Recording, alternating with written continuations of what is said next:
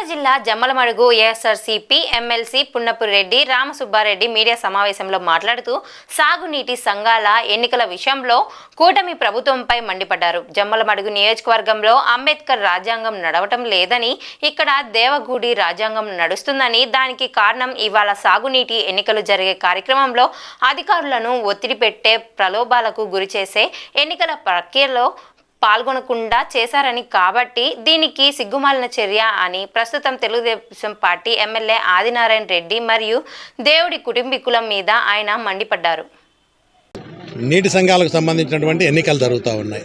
కూటమి ప్రభుత్వం ఏదైతే ఉందో నోటిఫికేషన్ ఇచ్చినారు, గ్రామాల్లో టామ్ చేసినారు, ఎన్నికలు జరుగుతూ ఉన్నాయి. మీరందరూ కూడా ఓటు హక్కున్న వాళ్ళంతా పాల్గొనండి. మీకు ఏదన్నా నీటి పన్నులు పెండింగ్ ఉన్నా, పన్ను కట్టాల్సిందే కూడా మీరందరూ కూడా వీఆర్ఓల దగ్గర కట్టి నో డ్యూ సర్టిఫికేట్ తీసుకొని ఎన్నికల్లో పోటీ చేసేదానికి మీకు అర్హత వస్తుందని చెప్పడం జరిగింది. ఎంఆర్ఓ గారికి ఫోన్ చేస్తే మీరందరూ రాండి, వీఆర్ఓలు అంతా ఇక్కడే ఉన్నారు. రైతులు ఫోన్ చేస్తే వీఆర్ఓలు అంతా ఇక్కడే ఉన్నారు, మీకు నో ట్యాక్స్ కట్టించుకుంటారు, నోటీస్ సర్టిఫికేట్ ఇక్కడే ఇస్తారని తెలియజేశారు. రైతులు అక్కడికి పోయినారు ఎంఆర్ఓ ఆఫీస్కు. అక్కడికి వెళ్ళిన తర్వాత ఏం జరిగింది, ఎంఆర్ఓ గారు ఉన్నారు అక్కడే కదా, వీఆర్ఓలు అందరూ కూడా పెద్దమూడి మండలం సంబంధించి 7 మంది వీఆర్ఓలు అక్కడే ఉన్నారు, రైతులు ఉన్నారు, అందరూ కూడా పార్టీలకు అతీతంగా అక్కడ ఉన్నారు. ఈ లోపల దేవుడికి సంబంధించినటువంటి నాగేశ్వర రెడ్డి కానీ ఇంకా కొంతమంది టీడీపీ నాయకులు కానీ కూటమి నాయకులు వచ్చి ఎంఆర్ఓతో మాట్లాడి ఎంఆర్ఓను బయటికి పంపించేసి అక్కడ వచ్చిన తర్వాత అక్కడ ఉన్న వీఆర్ఓలందరినీ కూడా రైతులకు సంతకాలు చేసే పరిస్థితుల నుంచి దౌర్జన్యంగా వాళ్ళ వాహనాలు ఎక్కించుకొని 2 రోజులైంది పోయి దేవుడికి రావడంలో పెట్టుకున్నారు. ఇక్కడేమన్నా పొద్దున్నే ఇక్కడేమన్నా నోటీస్ సర్టిఫికేట్ ఎవరైనా రెవెన్యూ వాళ్ళు ఇస్తారని వస్తే ఒక్క రెవెన్యూ ఆఫీసర్ రాలేదు. ఎలక్షన్లో పాల్గొనే దానికి మహిళలు కూడా వచ్చినారు, రైతులందరూ కూడా. నేను కూడా ఒక ఓటర్ను, మా కుటుంబ సభ్యులందరం కూడా దీంట్లో ఓటర్లము.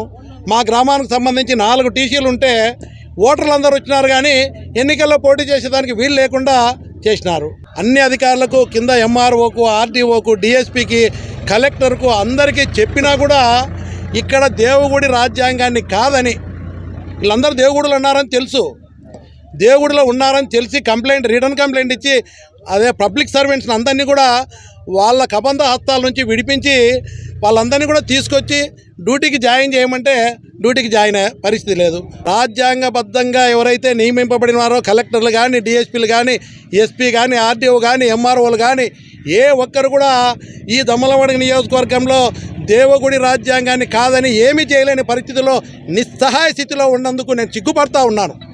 కూటమి ప్రభుత్వం ఇలాంటి రాజ్యాంగాలు, దేవుడి రాజ్యాంగాలు ఈ నియోజకవర్గంలో ఎట్లా నడిపిస్తున్నారో, అంబేద్కర్ రాజ్యాంగంతో నియమింపబడిన వ్యక్తులు, అధికారులు ఏ చర్య తీసుకోలేని నిస్సహాయ పరిస్థితిలో ఉన్నందుకు చాలా బాధ కలుగుతూ ఉంది.